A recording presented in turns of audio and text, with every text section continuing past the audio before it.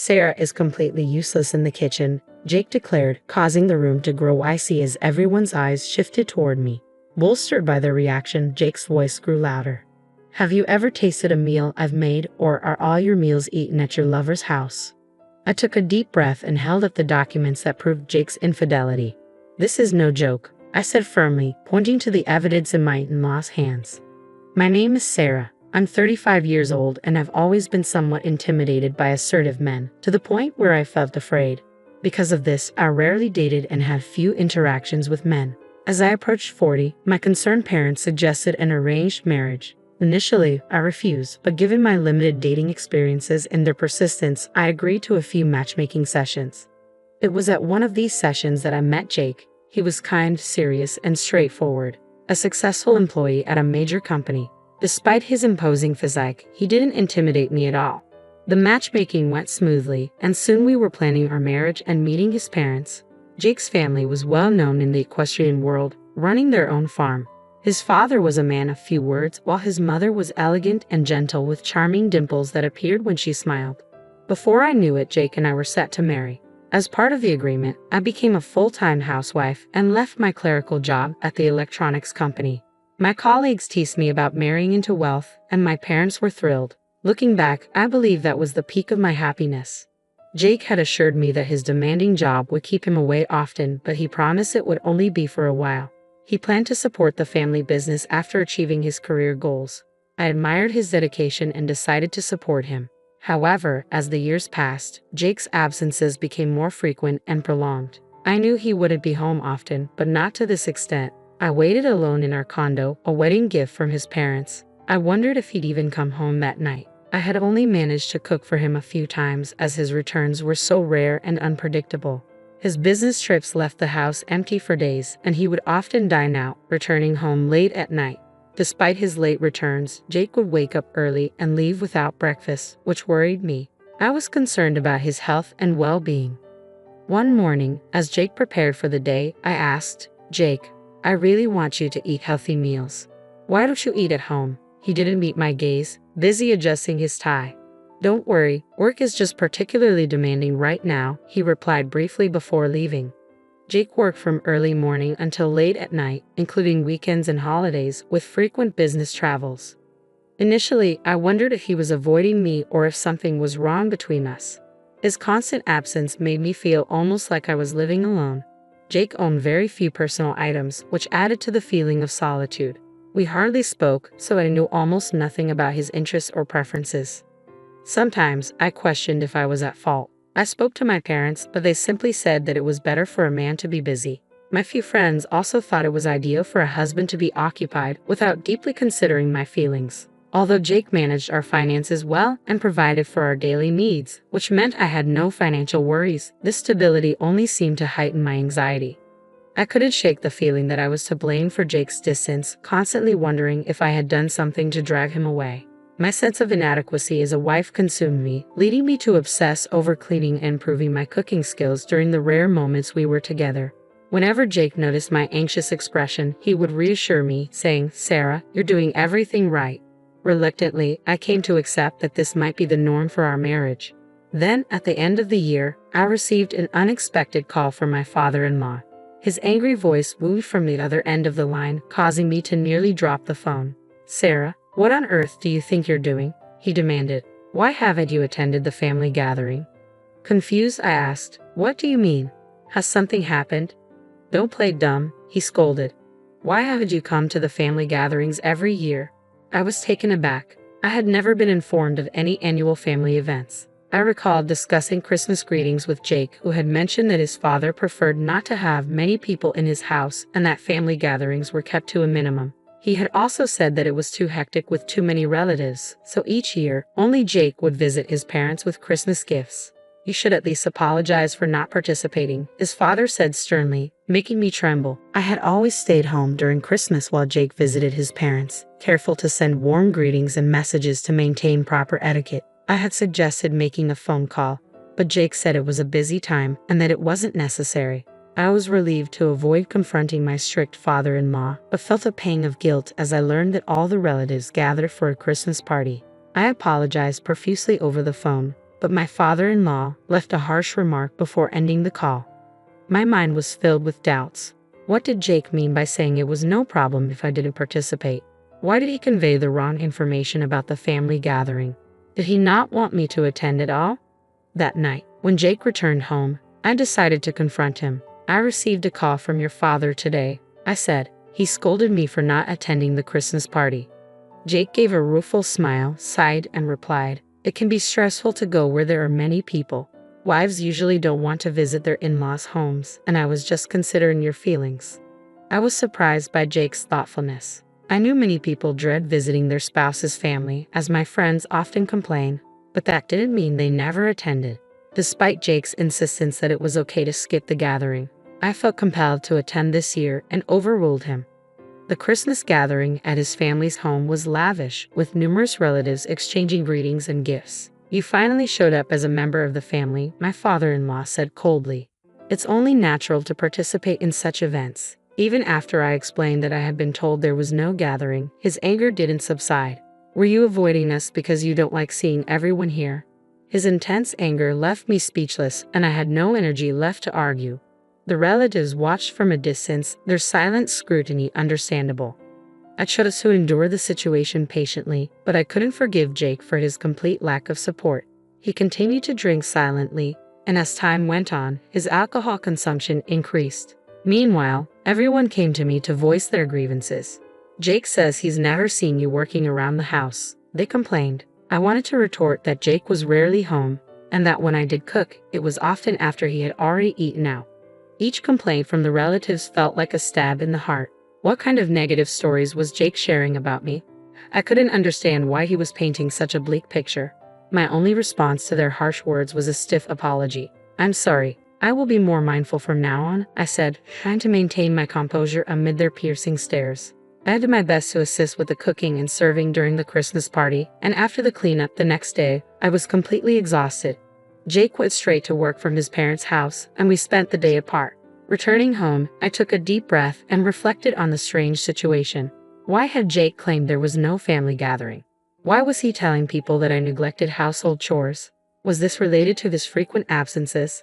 My concerns grew, and I felt I had to investigate further. With time on my hands, I decided to track Jake's behavior, a practice I had seen in detective TV series. Jake left early in the morning, and I discreetly followed him. Knowing where he worked made this task easier, and I felt a thrill from my covert operation, finding it more engaging than staying idle at home. I spent the day lingering in nearby cafes and restaurants, keeping a watchful eye on his office.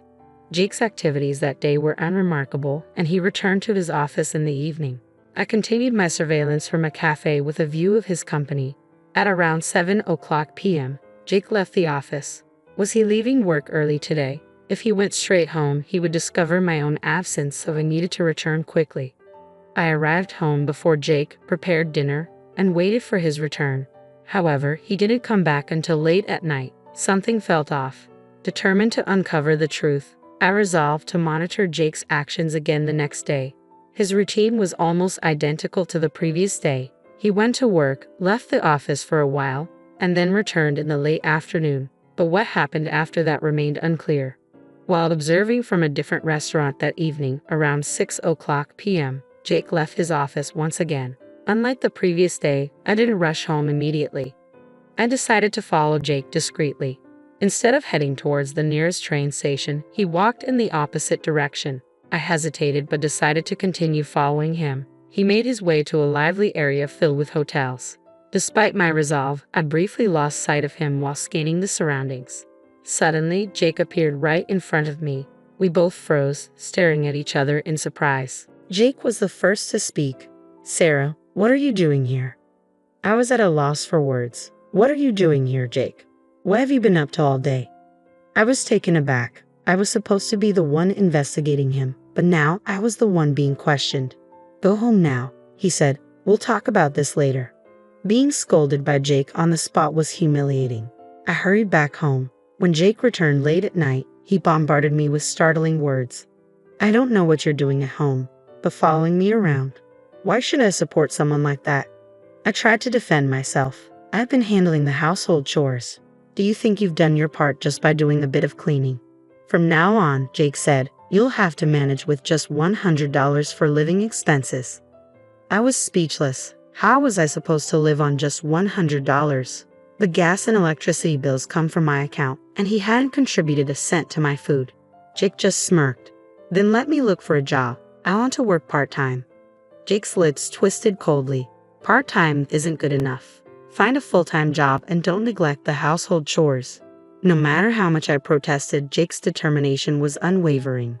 As a result, I ended up returning to my previous job at the electronics company. My days became a blur of managing both work and household tasks. I had no time for anything else, not even for my brief detective pursuits.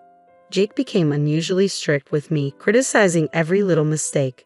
During the short moments we saw each other in the morning, he would complain about fingerprints on the windows, dirt on the stairway, and wrinkles in his shirts. He always found something to criticize before leaving for work.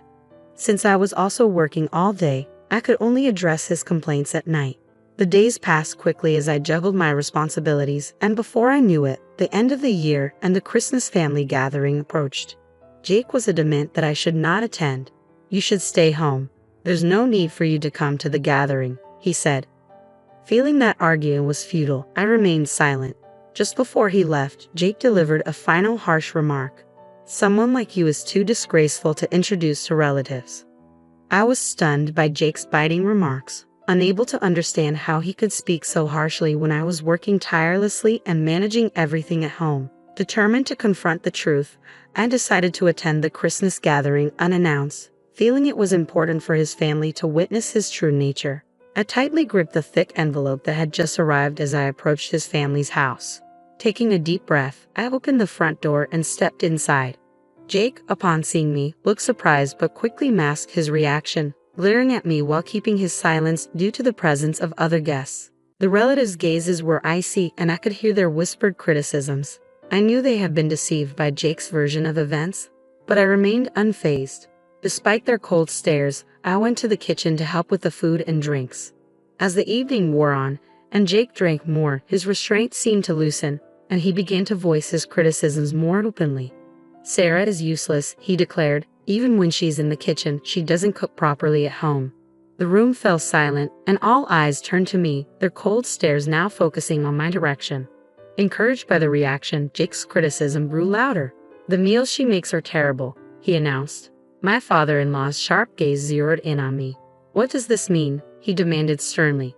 "Isn't this highly inappropriate for Jake's wife?" Feeling the weight of the moment and the collective attention of the relatives, I decided it was time to stand my ground. I stepped forward and confronted Jake directly. "Have you ever actually eaten the food I've made? Aren't all your meals at your lover's place?" I challenged. My father-in-law's mouth dropped open in shock, and the room was filled with stunned silence. Only Jake seemed to panic, trying to salvage the situation. "Sarah, why are you making up such lies just because you're being criticized?" he stammered. Jake tried to defend himself to his father. "Dad, I don't have a mistress," he insisted, hoping his father would take his word over mine. But my father-in-law seemed torn, wanting to believe Jake. "Are you out of your mind, making up stories like this all of a sudden?" Jake said, dismissing my claims. But the accusation of Jake having a mistress wasn't just a passing joke. It was a serious matter. I reached into my bag and pulled out an envelope, handing the documents inside to my father-in-law. Jake, continuing his barrage of insults, demanded, "Apologize right now. If you do, I might overlook the fact that you lied." The relatives, seemingly convinced that Jake was innocent, maintained their cold stares toward me. As my father-in-law and mother-in-law carefully examined the documents, I braced myself. The papers were a detailed report from a private investigator I had hired after my own amateur sleuthing revealed troubling patterns in Jake's behavior. The investigation confirmed my fears. Jake was indeed having an affair. While I struggled to manage on $100 a month, balancing a full-time job and household duties, Jake was living comfortably with his mistress, spending most of his time at her place and even dining there daily. I had stumbled upon Jake in a bustling district lined with hotels, just as he was about to meet his mistress. With a firm voice, I declared, "This is no joke. Here's the evidence." I pointed to the documents in the hands of my in-laws. Murmurs of disbelief swept through the relatives. "Jake, is this true? Explain yourself," they demanded. The The father-in-law and mother-in-law scrutinized the report, flipping through the pages. Jake, sweat forming on his brow, vehemently denied the accusations. "No, that can't be. I don't have a mistress," he protested. The documents contained numerous photos, including shots of Jake entering an apartment that wasn't ours, holding hands with an unknown woman. Other images showed him selecting jewelry with her, enjoying wine at a trendy restaurant, and shopping for groceries. In every photo, Jake's carefree smile was evident. I confronted him directly. "You always talked about how hard you were working. Is this how you spent your time?" Jake's face drained of color as he struggled to find words, clearly caught off guard by the overwhelming evidence. I continued, my voice rising with anger. "Why did you lie about not wanting to see the relatives or about the food tasting bad? Why distort the truth until the very end?" Jake persisted in trying to twist the facts, and I was deeply disappointed by his reaction. The room fell silent during our heated exchange. Then, my mother-in-law's sharp voice cut through the tension. "Jake, what on earth are you thinking?" Her voice, usually calm and composed, was now harsh and fierce. Even Jake seemed taken aback by her authoritative tone. She turned to me, her expression intense. "Are you trying to claim that all this evidence is false? Explain yourself properly." Her sudden shift from calm to furious was both frightening and compelling. The relatives stood silent, clearly intimidated by her presence. Jake, kneeling, began to speak in a subdued voice. "I've been involved with this woman since before our marriage. We met in a shop in New York." Murmurs of disbelief spread among the relatives as both my father-in-law and mother-in-law glared at Jake, their expressions stern.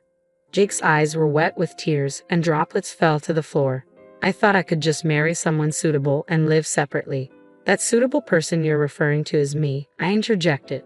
Jake bowed deeply. "I'm sorry. I thought you weren't interested in marriage, so as long as I provided money, it would be fine. I was wrong. I want to marry her. A life without love or affection with you wasn't what I wanted. I needed a way out." I was stunned by his admission. "Do you realize how incredibly selfish you're being right now?" Jake's voice trembled. "I'm truly sorry. I thought I'd only be considered an adult if I got married, and I thought once married, I wouldn't face nagging." He had assumed that while his parents were strict about marriage, they wouldn't interfere with a subsequent remarriage. He wanted to divorce first, so he could be open about his affair, and then remarry without issue, shifting the blame onto me while portraying himself as the victim. Jake's decision to set the monthly allowance to $100 was clearly meant to hinder my investigation into his affair. With so little money, I would have had no means to dig further, and taking a full-time job would only reduce my time for probing. However, Jake hadn't anticipated that I might hire a private detective. His short-sighted actions led to this moment of public humiliation. Infidelity was always condemned in our family, and Jake's betrayal of me after all my efforts was unforgivable. My mother-in-law's anger was palpable. Her temples bulged with rage as she confronted him. Jake, sobbing and sniffling, pressed his face to the floor, his tears and runny nose mixing in a pitiable display. "You are a disgrace to this family," my mother-in-law declared. "From now on, you are to sever all ties with us." The shock among the relatives was evident. It was clear that her word was final, and the father-in-law nodded in quiet agreement. There was no longer a place for Jake in the family. His infidelity and lies had led to his disarmament. Jake stumbled to his feet and left the room in tears. After he departed, my mother-in-law approached me, taking my hand with a firm grip and bowing her head. "Sarah, I am so sorry for Jake's unforgivable behavior. Please divorce him," she pleaded. The father-in-law also expressed his regret. "We fully trusted Jake and never imagined he could do such a thing. I deeply apologize for accusing you unjustly and shouting at you," he said. Though usually reticent and stern, he was remarkable in his ability to admit mistakes and apologize. The mother-in-law, holding back tears, continued to support me, revealing her strength as the backbone of the family. Jake's behavior was a stark contrast to the values instilled by such wonderful parents. Eventually, I reconciled with my in-laws, and the divorce proceedings with Jake were swiftly finalized. As Jake had hoped, once disowned by the family, he lost his prestigious family backing.